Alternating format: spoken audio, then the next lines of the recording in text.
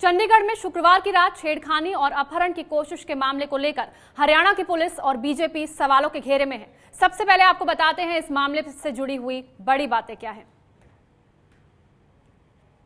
चंडीगढ़ छेड़खानी कांड में पुलिस पर यह आरोप है कि आरोपियों को बचाने की कोशिश कर रही है चंडीगढ़ पुलिस। बीजेपी नेता के बेटे को बचाने का आरोप लग रहा है। जो दो आरोपी हैं उनमें से एक बीजेपी नेता का बेटा है, हरियाणा प्रदेश अध्यक्ष का बेटा है विकास बराला। एफआईआर में अपहरण की कोशिश की धारा नहीं, जबकि जो पीड़िता है उसने अपनी शिकायत में कहा है कि अपहरण की भी कोशिश की गई, लेकिन एफआईआर में इसका कोई जिक्र नहीं है। नेता के बेटे को बचा रही है बीजेपी। कांग्रेस लगातार ये आरोप लगा रही है कि अपने नेता के बेटे को बचाने की कोशिश कर रही है बीजेपी। शुक्रवार की रात चंडीगढ़ में एक घटना हुई थी। आधी रात के बाद की ये वारदात है। एक लड़की का कार से पीछा किया गया। लड़की का आरोप है कि किडनैपिंग की भी कोशिश की गई, उसे डराया गया, उसकी गाड़ी का रास्ता रोका गया और एक आरोपी गाड़ी से उतरकर लड़की के कार का दरवाजा खोलने की भी कोशिश की गई। चंडीगढ़ छेड़खानी कांड में पुलिस पर आरोप लग रहे हैं। पुलिस आरोपों के घेरे पर है कि आखिर कैसे गिरफ्तारी के कुछ ही घंटों बाद दोनों आरोपियों को छोड़ दिया गया। और अब आपको बता दें कि इस पूरे मामले में बीजेपी के भीतर से ही विरोध की आवाजें उठ रही हैं। सुभाष बराला के इस्तीफे की मांग की गई है। बीजेपी के भीतर से ही सुभाष बराला के इस्तीफे की मांग की गई है। कुरुक्षेत्र के बीजेपी सांसद राजकुमार सैनी ने यह मांग उठाई है। बराला के बेटे विकास पर छेड़खानी का आरोप है। बीजेपी के प्रदेश अध्यक्ष हैं हरियाणा से सुभाष बराला और उनके इस्तीफे की मांग बीजेपी के भीतर से ही उठ रही है। हरियाणा प्रदेश बीजेपी अध्यक्ष सुभाष बराला के बेटे के ऊपर लगा है आरोप भी काफी गंभीर है। एक महिला ने आरोप लगाया है कि सुभाष बराला के बेटे ने उनके जो पीछा किया है, उनको किडनैप करने की कोशिश की। उन्होंने तो यहाँ तक कहा, पीड़ित महिला ने, कि अगर मौका मिल जाता उन लोगों को, आरोपियों को, तो उनका बलात्कार तक हो सकता था। एबीपी न्यूज़ के कैमरे पर आई, उनका कहना है कि उनकी जान को खतरा। हमारे साथ मौजूद हैं राजकुमार सैनी साहब, जो कि कुरुक्षेत्र से सांसद है। सर, जिस तरीके से ये आरोप लगा है, आप ही की पार्टी के प्रदेश अध्यक्ष हैं, उनके बेटे के ऊपर कांग्रेस कह रही है कि क्योंकि अगर ये कोई और इंसान होता तो शायद पुलिस ज़्यादा गंभीरता से कार्रवाई करती। क्या कहना आपका? देखिए, पुलिस को जो स्टेटमेंट किसी ने रिकॉर्ड कराई होगी पीड़िता ने, उसके आधार पे ही केस दर्ज हुआ है। और ये भी स्पष्ट है कि जिस प्रकार से हमारी पार्टी बेटियों के लिए सजग है, चिंतित है, उसको लेकर के हम बेटी बचाओ बेटी पढ़ाओ का जो नारा है हमारा, वो पूरे देश के अंदर हम ही का दिया हुआ है। और हमारी पार्टी के एक आम आदमी तो है नहीं, हमारी पार्टी के अध्यक्ष हैं प्रदेश के। और जिस प्रकार का आरोप लगा है, अगर परिवार में जो बेल होती है उसके जो लगते हैं उसके फल, वो भी लगभग जैसी बेल होगी वैसा ही फल लगेगा। तो मुझे लगता है कि सुभाष बराला जी को तुरंत पार्टी की छवि बचाए रखने के लिए अपने आप से नैतिकता के आधार पर इस्तीफा दे देना चाहिए। इस्तीफा देना चाहिए। तो क्या आप लोगों की बात हुई है, क्योंकि आप भी जो है कुरुक्षेत्र से सांसद हैं, आप भी जो है उसी राज्य से आते हैं, तो क्या बात हुई है? क्योंकि ऐसी भी जो जानकारी मिल रही है कि पार्टी तो कोई कार्रवाई करने के मूड में नहीं है, विपक्ष हमला कर रहा है। तो आपको क्या लगता है कि अगर पार्टी कार्रवाई नहीं भी करती तब भी उनको इस्तीफा देना चाहिए? बिल्कुल, अगर पार्टी की वेट नहीं करनी चाहिए। पार्टी अपने किसी कार्यकर्ता को कंपेल करके अगर इस्तीफा दिलवाए तो उसमें नाराजगी होती है। ये तो एक व्यक्तिगत का खुद का मामला है और खुद ही डिसीजन लेने होते हैं। और पार्टी अगर इस लेवल पे सारे इस सिस्टम को लेकर के चले तो कहीं ना कहीं विपक्ष को बोलने का मौका मिलता है। तो विपक्ष की जुबान बंद करने के लिए हमें नैतिकता के आधार पर ही इस्तीफा देना चाहिए। और तो बीजेपी के ही सांसद हैं राजकुमार सैनी और अपने ही पार्टी के प्रदेश अध्यक्ष का इस्तीफा मांग रहे हैं, सुभाष बराला का इस्तीफा मांग रहे हैं। हरियाणा कांग्रेस के प्रवक्ता जवाहर यादव हमारे साथ इस वक्त लाइव जुड़ गए हैं। जवाहर जी, सुना आपने?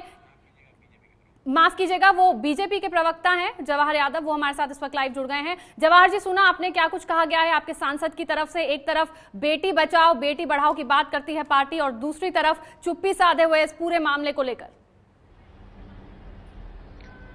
मैंने आपसे दिन में भी हमारी चर्चा हुई थी, पुनः हम इस चर्चा को कह रहे हैं।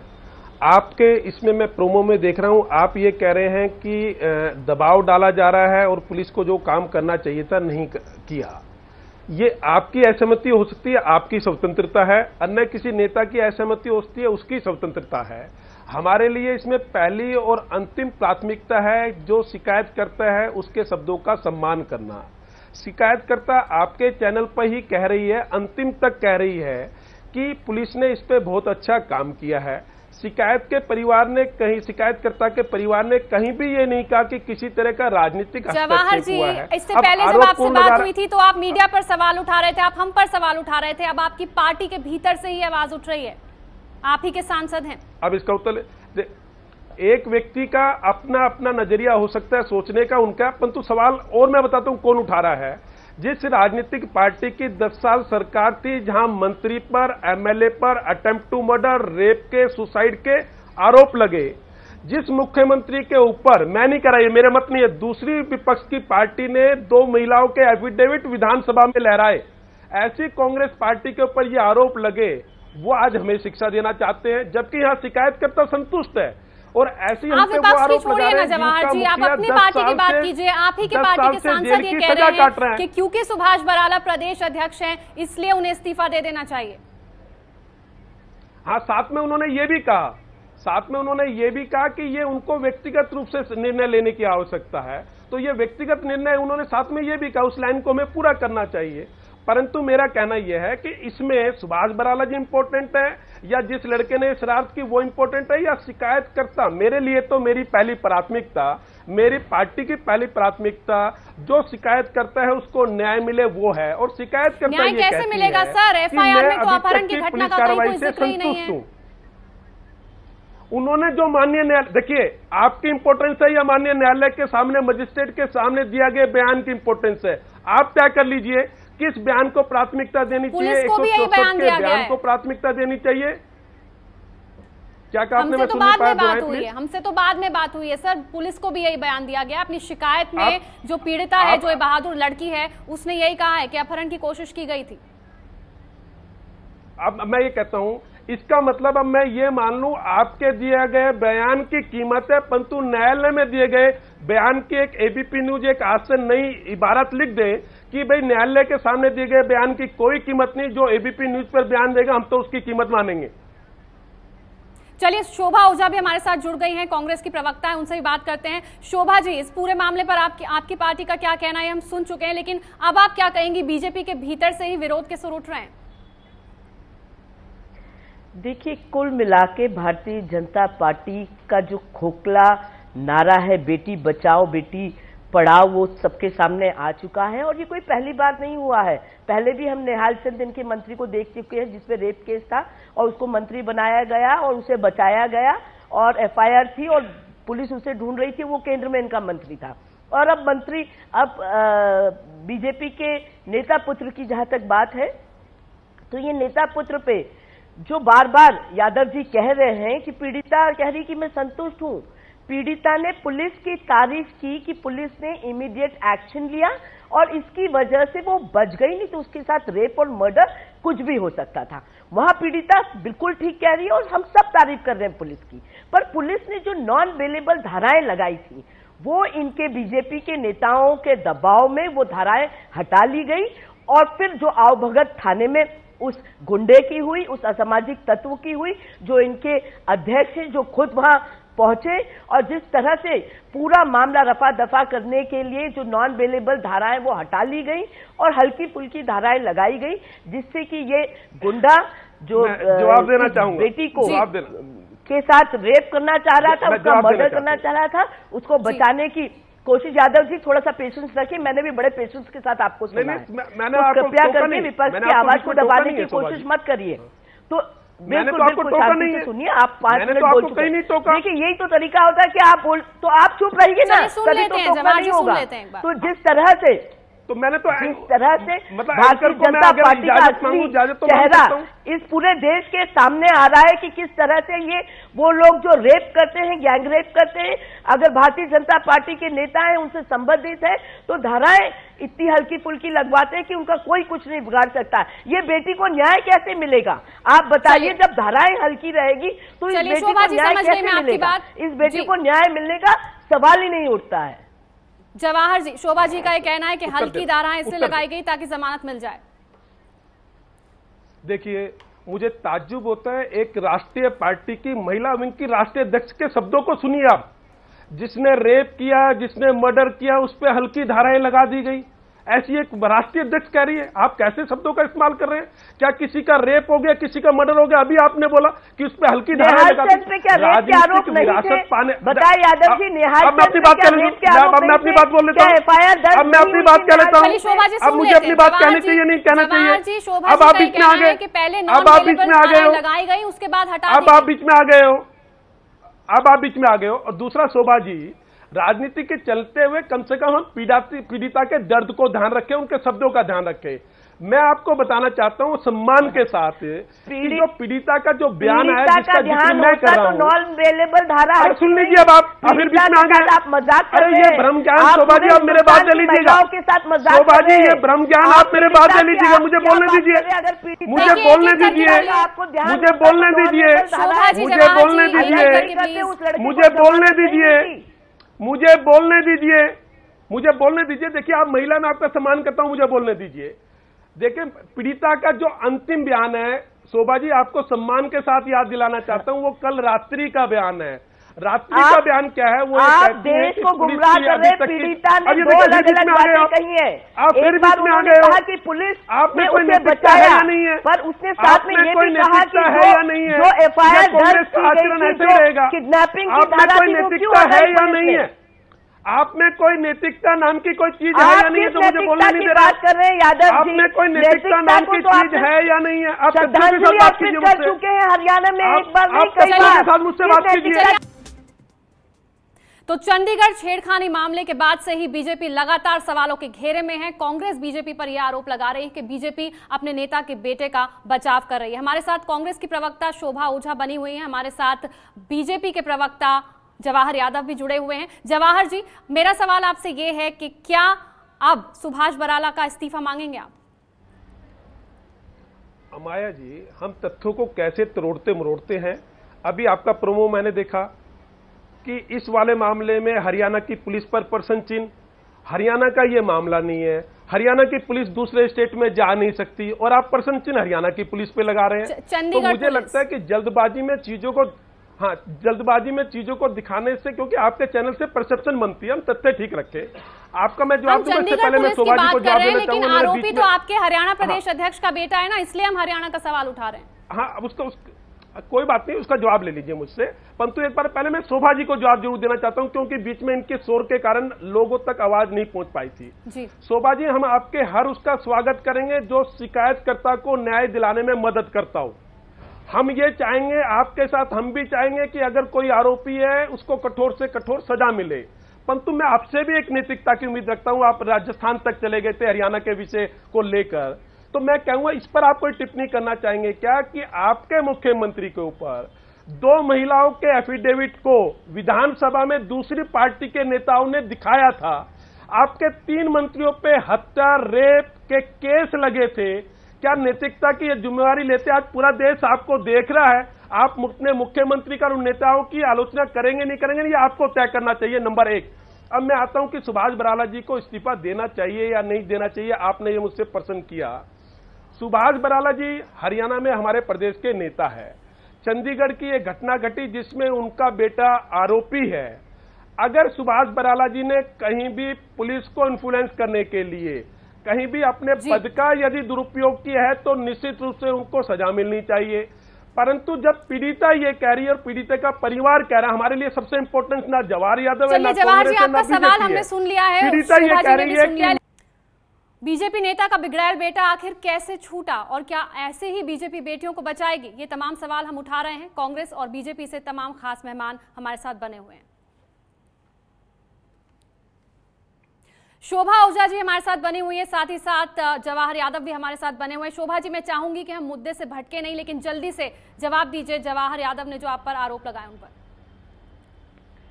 देखिए, जवाहर यादव जी से पूछिए कि जब इस प्रकरण में जो नॉन बेलेबल धारा लगी थी तो उस नॉन बेलेबल धारा को क्यों हटाया? क्या पुलिस पे दबाव भारतीय जनता पार्टी के नेताओं का नहीं था? आखिर पुलिस आप ही के चैनल में हमने देखा, पुलिस कह रही है कि नॉन बेलेबल धारा है, अपहरण करने की कोशिश की गई। रात को एक महिला की गाड़ी रोककर उसकी दरवाजे को जबरदस्ती खोलने की कोशिश की गई इस बीजेपी के बिगड़ैल बेटे और उसके दोस्त द्वारा। और उसके बाद जब अपहरण की धारा लगती है और फिर अपहरण की धारा क्यों हटा ली जाती है, क्या वजह थी कि अपहरण की धारा हटा ली गई और फिर इतनी हल्की धाराएं लगा दी गई। और फिर थाने में जो आवभगत होती, हमने देखा किस तरह से कोल्ड कॉफी से लेके तमाम चीजें थाने में, जैसे कि कोई बहुत वीरता का काम करके ये लड़का लौटा हो, इस तरह से उसको ट्रीटमेंट, वीआईपी ट्रीटमेंट दिया गया और धारा बिल्कुल हल्की फुल्की करके उसकी थाने से ही बेल हो गई। ये शर्मनाक है। स्मृति ईरानी का भी पीछा लड़कों ने किया था, धाराएं लगी थी और जेल गए थे लड़के। तो आखिर क्या वजह है कि स्मृति ईरानी पे का जब पीछा लड़के करते हैं तो उन पे धाराएं लगती है और यहाँ एक समझ गई मैं आपकी बात। दूसरी बेटी के साथ इस तरह की हरकत होती है। क्यों किया गया? नॉन बेलेबल धाराओं को हटाकर बेलेबल धाराएं क्यों लगाई गई? आखिर क्या ऐसी मजबूरी थी चंडीगढ़ पुलिस की? चंडीगढ़ छेड़खानी कांड में सवालों के घेरे में पुलिस।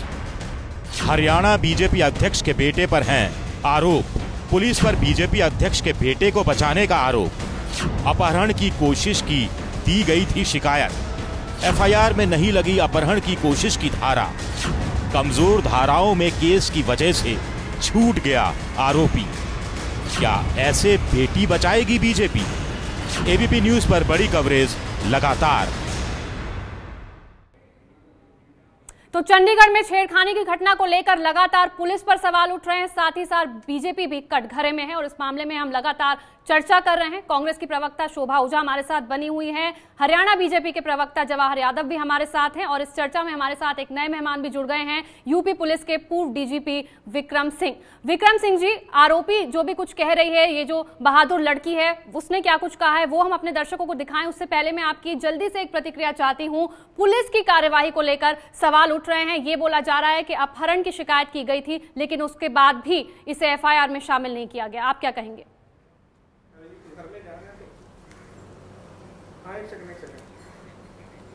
मैं केवल यही कहूंगा कि पीड़िता ने जो अपना वक्तव्य दिया है 164 में दिया है और जो मीडिया में दिया है उसके आधार पर धारा 365 यानी अपहरण करने का प्रयास सम्मिलित होना चाहिए था। ये क्यों नहीं किया गया है? मैं केवल 2 निवेदन करना चाहूँगा कि पुलिस बल में ये आवश्यक है कि पीड़िता के बयान को सर्वोच्च प्राथमिकता दी जाए, जो कि नहीं दी गई है। सबसे पहले धारा 365 आईपीसी जो कि अटेम्प्ट टू एब्डक्शन ये होना चाहिए और जिन पुलिस अधिकारियों ने इसमें घालमेल किया है उनके खिलाफ धारा 166A के अंतर्गत कार्रवाई होनी चाहिए, जिसमें सस्पेंशन की भी कार्रवाई संभव है।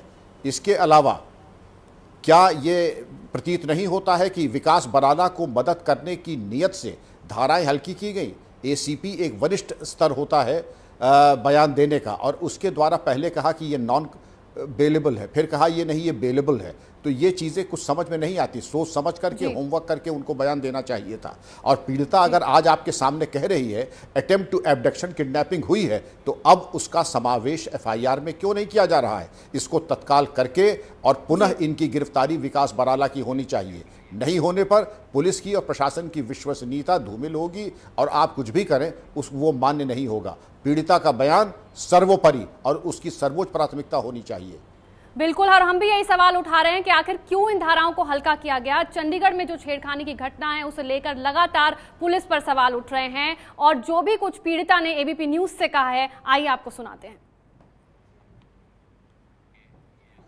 ये हम आपको दिखा रहे हैं कि जो शिकायत जो लड़की ने की है उसमें क्या कुछ लिखा था। लड़के मेरा अपहरण करने की कोशिश कर रहे थे और उन्हें कार का दरवाजा खोलने की भी कोशिश की। इंडियन एक्सप्रेस में खबर छपी है। शिकायत में लड़की ने यह लिखा था कि अपहरण की कोशिश की गई और कार का दरवाजा खोलने की कोशिश की गई और उसके बाद भी एफआईआर में क्या कुछ है वो भी आपके सामने। और आइए अब आपको बताते हैं कि इस बहादुर लड़की ने एबीपी न्यूज से क्या कुछ कहा। उन्होंने मुझे आखिर में आके और मेरी गाड़ी आगे से ब्लॉक की, मतलब यहाँ पे उन्होंने अपनी गाड़ी ऐसे आगे पार्क की और इतनी जगह नहीं थी लेफ्ट को कि मैं लेफ्ट को निकाल लूं। और फिर मैंने देखा कि वहां से फिर वही लड़का लेफ्ट जो ड्राइवर के साथ बैठा था वो उतर के इधर को आया और इस बार वो काफी एग्रेसिवली आया। तो फिर मैंने रिवर्स की, यहाँ पे भी मतलब यहाँ ट्रैफिक था और इस टाइम पे लाइट्स पे सीसीटीवी कैमरा होता है, यहाँ ट्रैफिक था, 5-6 गाड़ियां, 2 व्हीलर्स, मुझे आगे से लाइट्स दिख रही थी कि पीसीआर आ रही है और मुझे उम्मीद यही थी कि शायद मैंने फोन किया है, देख भी रहे हैं कि पीसीआर है भी, कि मैंने शायद फोन किया है इसीलिए वो पीसीआर आ रही होगी। तो उसके बाद यहाँ पे उन्होंने ब्लॉक किया, वो लड़का चल के आया मेरी गाड़ी की तरफ,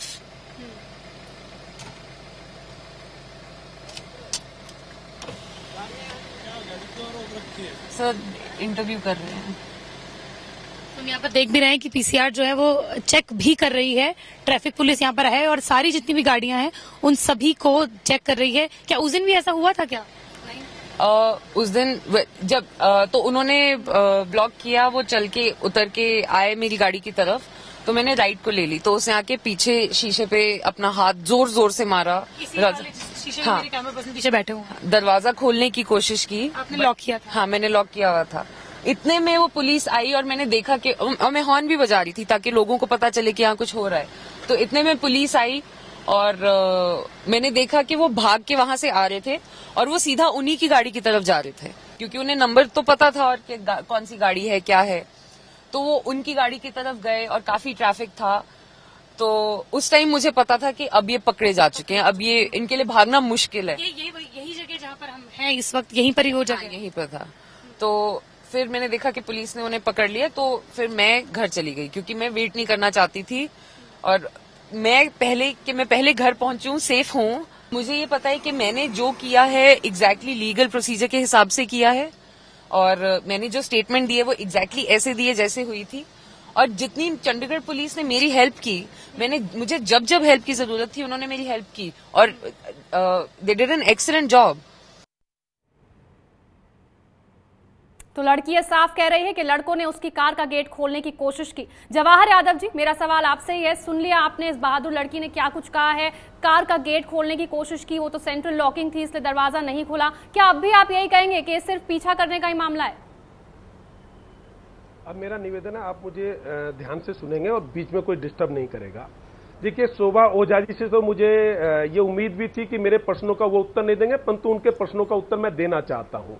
और पूर्व डीजीपी भी बैठे हैं यूपी के, वो ये कहते हैं कि ये धारा क्यों नहीं लगी, और हम सब ये कह रहे हैं, पूर्व डीजीपी भी ये कह रहे हैं और मैं भी ये कह रहा हूं, इसमें हमें सबसे ज्यादा सम्मान किसी का करना चाहिए तो वो शिकायतकर्ता के शब्दों का सम्मान करना चाहिए। 4 तारीख के रात की घटना है, कल रात की आपकी ये बाइट है जो भी आपने सुनाई, जिसमें उनकी जमानत भी हो गई थी, मजिस्ट्रेट के सामने 164 के बयान भी हो गए थे। उसके बाद पीड़िता ये कह रही है, शिकायतकर्ता ये कह रही है कि पुलिस ने अपना काम बहुत बेहतर किया, और पूर्व डीजीपी ये कह रहे हैं कि शिकायतकर्ता के बयान इसमें सर्वोपरि है।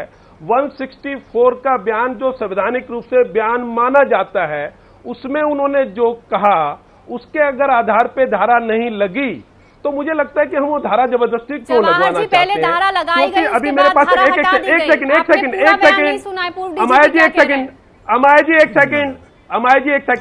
हटाई गई। उसके अलावा मैं आपको एक चीज और दिखाना चाहता हूँ, एक चीज और दिखाना चाहता हूँ कि अभी एक ट्वीट आया है सीनियर पत्रकार, पुलिस के बयान थे। अरे सुन तो लीजिए मुझे, बीच में आप बीच में आ जाते हो। शोभा जी, अरे मैंने आपको सुन लिया था, शोभा जी आपके पास प्रश्नों का उत्तर नहीं था, मैंने सुन लिया था। सुन लीजिए, आप जरा सुनना सीखिए, भी गायब है, आप सुनना सीखिए, टीवी की रिकॉर्डिंग आप सुनना सीख लिए। आऊंगी मैं उस जब आप बोलते मैं सुनता हूँ ना, हटाई गई, इसका मतलब आपकी बौखलाहट बोल रही है। जब आप बोलते मैं सुनता हूँ तो आपकी बौखलाहट किस चीज की है? आप झूठ बोल रहे हैं। आप सुन लीजिए, चलिए शोभा जी सुन लीजिए, बीच में मत बोलिए। आपने धाराएं लगाई थी, मेरा हक है बोलने का, आपको मुझे सुनना चाहिए नहीं सुनना चाहिए? आप बीच में जब आप बोलते हैं मैं सुनता हूँ, आपने मेरे प्रश्नों का उत्तर नहीं दिया, मैं आपके प्रश्नों का उत्तर भी दे रहा हूँ। आप झूठ क्यों बोल रहे हैं? इसके अलावा भी एक ट्वीट आया है। शोभा जी जवाब सुन लेते हैं। सुन तो लीजिए ना जी, सुन लीजिए। आप क्या करेंगे? क्या कौन गुमराह कर रहे हैं?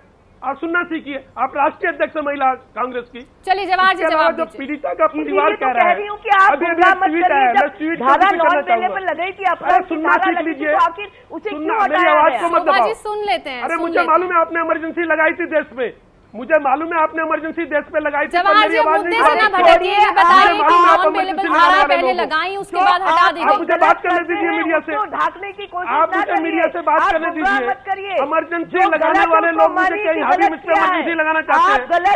इमरजेंसी लगाने वाले लोग क्या मुझ पर यहाँ भी इमरजेंसी लगाना चाहते हैं? मत करिए, आप इमरजेंसी लगाने वाले लोग क्या मुझसे बोलने नहीं देंगे क्या? इमरजेंसी शोभा जी बोलने दीजिए। जन्मदाता क्या मुझे बोलने नहीं देंगे? छोड़िए जवाहर जी, आप अपनी बात करिए ना, जो मुद्दा है उसका जवाब बोलने नहीं देंगे क्या? जवाहर जी जनता पे हंस रही है, जनता पे हंस रही है। अरे छोड़िए, जनता पार्टी के शोभा जी मेरी विनती है आपसे, उन्हें बोलने दीजिए, वो अपनी बात पूरी रख लें, फिर मैं आऊंगी आपके पास। अच्छी बात है, हाँ इसलिए सुनिए आप। शोभा जी मेरा निवेदन है, सुनिएगा आप। शोभा जी मेरा हाथ जोड़ के निवेदन है, मेरे बात बोल लीजिए, आपको जो कहना है मैं उसका स्वागत करूंगा। मेरा निवेदन है, यहाँ पीड़िता परिवार से एक पत्रकार ने बात की और उन्होंने अभी ट्वीट किया है, उसमें कहना यह है कि जो पीड़िता का परिवार कह रहा है कि पुलिस ने अच्छा काम किया है और इसमें उनके पिता का परिवार का कोई रोल नहीं है। ये पीड़िता का परिवार कह रहा है, एक पत्रकार इसको ट्वीट कर रही है, तो इसका मतलब आप पीड़िता का सम्मान नहीं करना चाहते।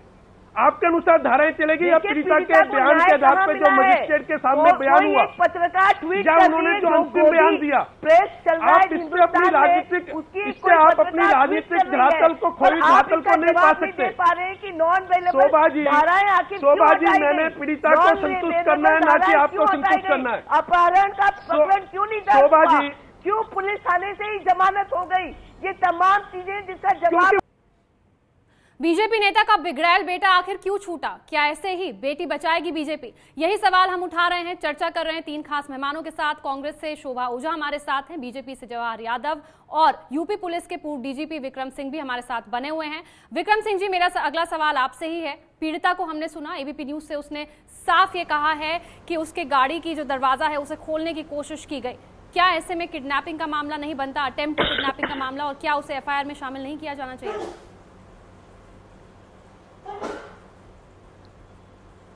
देखिए, अगर हमने तब नहीं किया, कोई चूक हो गई, तो आज पीड़िता के बयान के ऊपर किसी प्रकार का कोई संशय या विवाद नहीं है कि अटेम्प्ट टू किडनैप की धारा का समावेश न हो। ये बहस का मुद्दा नहीं है, ये जांच का प्रश्न है। पहले उसको एफआईआर में शामिल तफ्तीश किया जाए, जो पुलिस पे कहते हैं। शामिल तफ्तीश के बाद विकास बराला की गिरफ्तारी हो, उसके बाद बयान वगैरह होने चाहिए। इसमें किसी तरह के कोई डाउट की बात नहीं है। पीड़िता मेरी बेटी की तरह है, कदाचित शोभा जी की बेटी की तरह है और जवाहर जी की भी बेटी की तरह है। इसमें कोई संदेह नहीं कि सभी उसकी मदद करना चाहेंगे और जवाहर जी का विशेष योगदान इसमें होगा, क्योंकि सत्तारूढ़ दल के वरिष्ठ प्रवक्ता हैं। उन्होंने स्वयं कहा कि पीड़िता के बयान को सर्वोच्च प्राथमिकता दी जाएगी। तो केवल 164 के ही बयान को नहीं, जो बयान उसने दिए हैं उसको सर्वोच्च प्राथमिकता देते हुए 365 आईपीसी की धारा का समावेश करते हुए, विकास बराला की गिरफ्तारी कराते हुए और 166 आईपीसी के अंतर्गत जिन पुलिस अधिकारियों ने इसमें गफलत की है उनके विरुद्ध प्रशासनिक कार्रवाई और वैधानिक कार्रवाई सम्मिलित की जाए। ये होना ही चाहिए, अनिवार्यता है। ये कोई विकल्प या चॉइस की बात नहीं चाहिए। और उम्मीद है कि हरियाणा पुलिस, चंडीगढ़ पुलिस अब इस मामले में जागेगी और जो पीड़िता है उसके बयान को प्राथमिकता देगी और विकास बराला की गिरफ्तारी एक बार फिर से होगी। बहुत बहुत शुक्रिया आप तीनों का हमारे साथ इस चर्चा में जुड़ने के लिए। सवाल लगातार हम यही उठा रहे हैं कि अब बीजेपी ऐसे ही बेटी को बचाएगी? आखिर कैसे छूट गया बीजेपी नेता का बिगड़ैल बेटा? ये है एबीपी न्यूज, आपको रखे आगे।